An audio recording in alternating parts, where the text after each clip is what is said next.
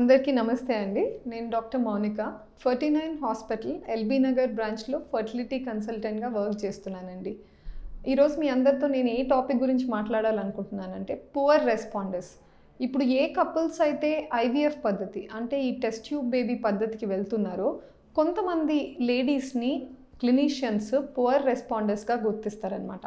So ఈరోజు మన discussion ఏముంటుందంటే ఈ పువర్ రెస్పాండర్ అంటే ఏంటి, ఏ లేడీస్ని పువర్ రెస్పాండర్స్గా గుర్తిస్తాము, ఏ బేసిస్ మీద గుర్తిస్తాము, గుర్తించిన తర్వాత వీళ్ళలో ఐవీఎఫ్ ట్రీట్మెంట్లో సక్సెస్ రేట్స్ ఎలా వేరుగా ఉంటాయి, ఎలా ఇంప్రూవ్ చేసుకోవచ్చు, దాని గురించి మాట్లాడతానండి. పువర్ రెస్పాండర్స్ అని ఎవరు అంటామంటే ఒకటి క్రైటీరియాస్ ఉంటాయన్నమాట. ఇన్ ద పాస్ట్ ఒకటి బొలోనియా క్రైటీరియా అని ఉండేది, కొత్తగా మనం ఫాలో అయ్యేది పొసైడాన్ క్రైటీరియా ఉంటాయి.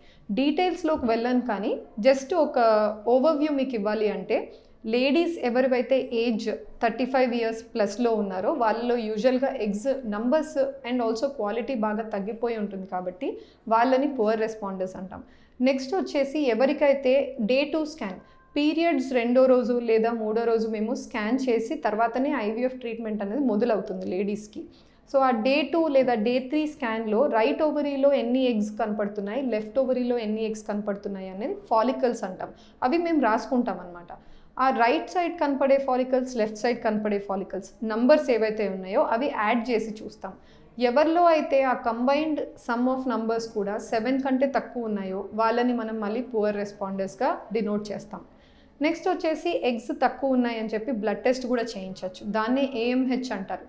ఈ anti Müllerian hormone AMH blood test ఏం చెప్తుంది అంటే మనకు కనపడని రిజర్వ్, మన స్కాన్లో కనపడేది ఏంటి అంటే ప్రతి మంత్ విడుదలయ్యే గ్రూప్ ఆఫ్ ఫాలికల్స్. కానీ ఏవైతే మనకు బాడీలో ఇంకా మిగిలి ఉన్నాయో గుడ్ల సంఖ్య, ఆ రిజర్వ్ అనేది మనకు కళ్ళకు కనపడదు, స్కాన్లో కూడా కనపడదు అనమాట. అది తెలుసుకోవడానికి చేసే బ్లడ్ టెస్ట్ని ఏఎంహెచ్ బ్లడ్ టెస్ట్ అంటారు. ఈ బ్లడ్ టెస్ట్ ఏ టైమ్ ఆఫ్ ద డే అయినా చేయొచ్చండి, ఖాళీ పొట్టలో చేయాల్సిన అవసరం లేదు. ఈ particular day of the cycle అంటే పీరియడ్స్ మొదలైన 2వ రోజు 3వ రోజు అవ్వాలని లేదు. అట్లా ర్యాండమ్గా ఏ డే ఆఫ్ ద సైకిల్ ఏ టైమ్ ఆఫ్ ద డే అయినా కూడా ఇవ్వచ్చు. ఆ రిపోర్ట్ మనం చూసుకుంటాం. ఎప్పుడైతే ఏఎంహెచ్ వాల్యూ 1.2 కంటే తక్కువ వస్తుందో వీళ్ళలో కూడా మిగిలిన గుడ్ల సంఖ్య బాగా తగ్గిపోయింది, వీళ్ళని పువర్ రెస్పాండర్స్ అంటాం. ఇది ఏజ్ బట్టి ఎగ్స్ బట్టి మనం చూడడం అనమాట. ఇంకొక కేటగిరీ ఉంటుంది. ఈ కేటగిరీలో ఏమవుతుందంటే చిన్న వయసు వాళ్ళే ఉంటారు అండ్ ఎగ్ నంబర్స్ కూడా బాగానే ఉండొచ్చు స్కాన్లో. తీరా ఐవీఎఫ్ ట్రీట్మెంట్ అంతా తీసుకున్న తర్వాత ఎప్పుడైతే మత్తు ఇచ్చి ఎగ్స్ బయటికి తీస్తారో తీసిన రోజు just 3 or less than 3 eggs అన్నవి వాళ్ళకి రిట్రీవ్ అయ్యి ఉంటాయి అన్నమాట. ఇలాంటి కేసెస్ని కూడా పువర్ రెస్పాండర్స్గా గుర్తిస్తాం. ఎందుకంటే నా ఫ్యూచర్ సైకిల్ మళ్ళీ సెకండ్ టైం ఐవీఎఫ్కి వచ్చినప్పుడు మళ్ళీ అదే సినారియో రిపీట్ అయ్యే ఛాన్స్ ఎంత మాత్రం ఉంది, రిపీట్ అవుతుందంటే ప్రాబ్లం ఎక్కడ ఉండొచ్చు అనేది మనం చూసుకోవాలన్నమాట. నువ్వు ఎవరికైతే యంగ్ పీపుల్ మంచి ఎగ్ నెంబర్స్ ఉండి కూడా ఐవీఎఫ్ సక్సెస్ కావట్లేదు లేదా అనుకున్న నంబర్ ఆఫ్ ఎగ్స్ రావట్లేదు అనుకోండి, వాళ్ళలో ప్రాబ్లం ఎక్కడుంది అన్నది మనం గుర్తించడానికి చూస్తాం. దాంట్లో మనం ఫాలికల్స్ ఎప్పుడైతే ఇంజెక్షన్స్తో ఎగ్స్ని పెంచడానికి చూస్తున్నామో మనం పొట్టకేస్తాం ఇంజెక్షన్స్. అది బ్లడ్ ద్వారా అండాశయాన్ని చేరుకొని ఎగ్ని చేరుకొని ఎగ్ రెస్పాండ్ అవుతుంది అనమాట. ఎలా రెస్పాండ్ అవుతుంది అంటే ప్రతి ఎగ్కి గోడ మీద రిసెప్టర్స్ అని ఉంటాయి. మనం ఇచ్చే ఇంజెక్షన్ ఏదైతే హార్మోన్ ఉందో ఆ కెమికల్ బ్లడ్ ద్వారా ఈ ఎగ్ రిసెప్టర్ని చేరుకొని ఆ రిసెప్టర్ ఆ డ్రగ్ రెండు మాట్లాడుకొని డైలాగ్ సక్సెస్ఫుల్ అయినప్పుడు ఆ రియాక్షన్ అనేది జనరేట్ అయ్యి ఎగ్ గ్రోత్ అన్నది వస్తుంది. కొంతమందిలో ఏమవుతుందంటే మనం ఇచ్చే డోస్ కరెక్ట్గానే ఉంది, ఇచ్చే విధానం అడ్మినిస్టర్ చేసే ఇంజెక్షన్ విధానం అంతా కరెక్ట్గానే ఉంది, ఫాలికల్ నంబర్స్ ఎగ్ నంబర్స్ కూడా బాగానే ఉన్నాయి. కానీ ఈ ఎగ్స్ మీద ఏవైతే రిసెప్టర్స్ ఉన్నాయో, ఏవైతే రెస్పాండ్ అవ్వాలో మెడిసిన్కి, ఆ రిసెప్టర్స్లో పాలిమార్ఫిజమ్స్ అంటాం అనమాట, డిఫెక్ట్స్ ఉంటాయి. ఈ పాలిమార్ఫిజం అంటే జన్యుపరంగా రిసెప్టర్లో చిన్న వేరియేషన్స్ వల్ల రిసెప్టర్ ప్రాపర్గా ఫంక్షన్ చేయలేదు. ఇలాంటి కేసెస్లో ఏమవుతుందంటే ఎగ్ నెంబర్స్ బాగుండి కూడా మీరు ఇచ్చే ఇంజెక్షన్స్కి లేడీ రెస్పాండ్ అవ్వదు, ఎగ్ గ్రోత్ రాదు, లేదా వచ్చినా కూడా ఎంటీ ఫాలికల్ లోపల డైరెక్ట్ ఏ రోజైతే మనం మత్తు ఇచ్చి ఎగ్స్ తీసే ప్రయత్నం చేస్తామో ఎంటీ వస్తాయి అన్నమాట ఫాలికల్స్. ఇది ప్రాబ్లం ఉంటుంది. అదే నెక్స్ట్ కేసెస్ ఏవైతే ఎల్డర్లీ లేడీస్ ఉన్నారు, మనం మొదలు పెట్టడమే తక్కువ గుడ్లతో చూస్తున్నాము. వీళ్ళకి తక్కువ గుడ్లు ఉన్నాయన్నప్పుడు ముందే కౌన్సిలింగ్ ఇవ్వడం జరుగుతుందన్నమాట. అంటే మీ కేసులో ఎగ్స్ తక్కువ ఉన్నాయండి, ఎంత మాత్రం గ్రోత్ వస్తుందో, ఎంత మాత్రం మనకు ఎగ్స్ రిట్రీవ్ అవుతాయి, ఎన్ని ఎంబ్రియోస్ తయారవుతాయి, అవన్నీ ముందే మాట్లాడతారనమాట క్లినిషియన్ మీతో. ఈ కేసెస్లో ఏం చెప్తాము అంటే మనం alternatives to improve success rates ఏం చేయొచ్చు అంటే, 1 సైకిల్లో మనకు ఒకవేళ తక్కువ ఎగ్స్ రావడం వల్ల ఓన్లీ 1 ఎంబ్రియో లేదా మ్యాక్సిమం 2 ఎంబ్రియోస్ ఫామ్ అయ్యాయి అనుకోండి, వీళ్ళకు ఆప్షన్స్ ఇస్తాం. పూలప్ సైకిల్స్ అని ఉంటాయి. పూలప్ సైకిల్స్ అంటే ఏంటి? నెక్స్ట్ మంత్ మళ్ళీ కొత్త బ్యాచ్ ఆఫ్ ఎగ్స్ వస్తాయి కదండి, ఆ బ్యాచ్ ఆఫ్ ఎగ్స్కి మళ్ళీ ఇంజెక్షన్స్ తీసుకోమని చెప్తాము. ఆ మంత్లో కూడా ఎంబ్రియో తయారు చేసుకొని ఆ ఎంబ్రియో ఈ ప్రీవియస్ మంత్లో జనరేట్ అయిన ఎంబ్రియోస్ని కలిపి ట్రాన్స్ఫర్ చేసుకోమని చెప్తాం. దీనికి ఆల్టర్నేటివ్ ఇంకొకటి ఉందండి, దాన్నే మనం డ్యూయల్ స్టిమ్యులేషన్ అంటాం. Dual stimulation means what? అందరికీ తెలిసింది ఏంటి అంటే, మంత్కి ఒక ఎగ్ పెరుగుతుంది, ఒక ఎగ్ విడుదలవుతుంది అనుకుంటారు.